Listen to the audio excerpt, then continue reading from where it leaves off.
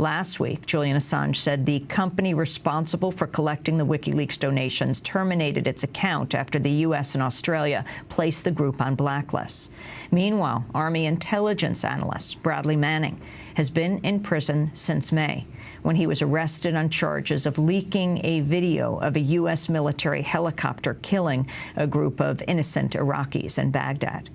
For more, we're joined here in our New York studio by Daniel Ellsberg, perhaps the country's most famous whistleblower. He leaked the secret history of the Vietnam War in 1971.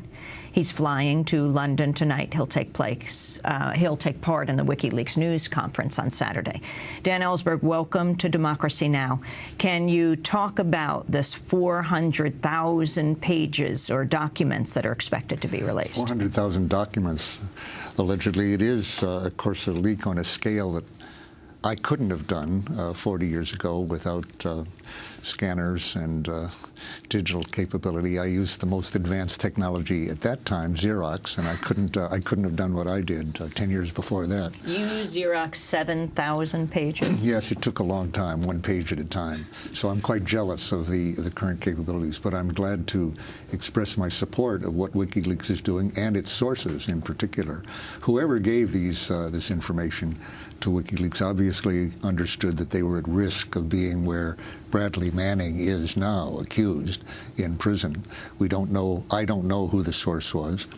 And if Bradley Manning is shown by Army beyond a reasonable doubt to have been the source, he'll have my admiration and thanks for doing that. I've faced that kind of risk myself 40 years ago, and it always seemed worthwhile to me to be willing to risk one's life in prison, even, to help shorten a war like Afghanistan or Iraq. That's what we were suffering then in Vietnam. And it was really the wrongful secrecy of information like this that got us into Vietnam and Afghanistan and Iraq, or has kept the war going in Afghanistan. So if there's any chance of shortening that, it's certainly worth a person's life.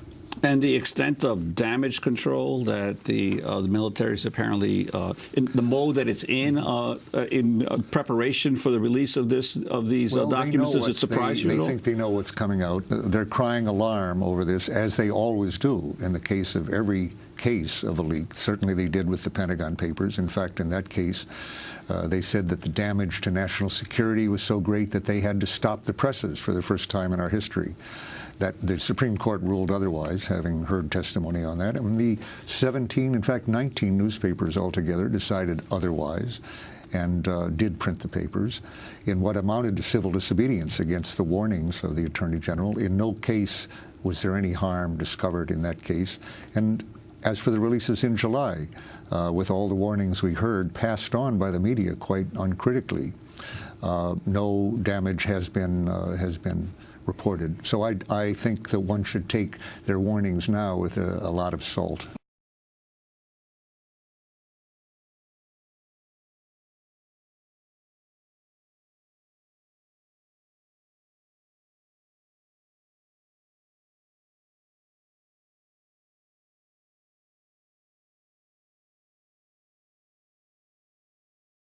Well, at a Pentagon news conference in August, Defense Secretary Robert Gates denounced the leaking of the Afghan war logs. The battlefield consequences of the release of these documents are potentially severe and dangerous for our troops, our allies, and Afghan partners, and may well damage our relationships and reputation in that key part of the world.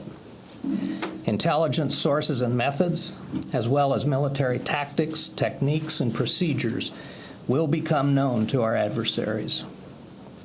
This department is conducting a thorough, aggressive investigation to determine how this leak occurred, to identify the person or persons responsible, and to assess the content of the information compromised.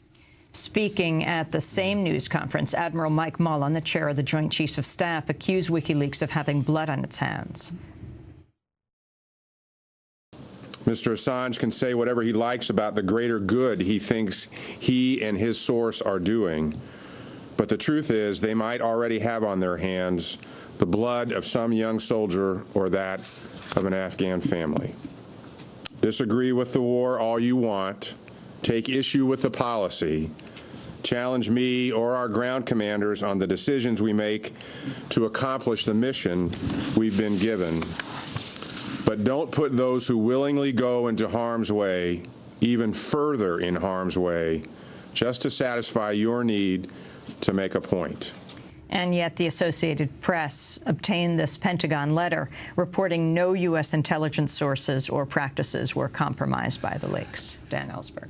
You know, for all that the Admiral Mullen, or for that matter, Presidents Bush or Barack Obama tell us of the good that they hope to accomplish, we haven't seen any evidence of that, I would say. And in terms of blood on their hands, I'm sorry to say a lot of actual blood has been spilled, as opposed to this hypothetical possible blood, of which none has been reported from the WikiLeaks.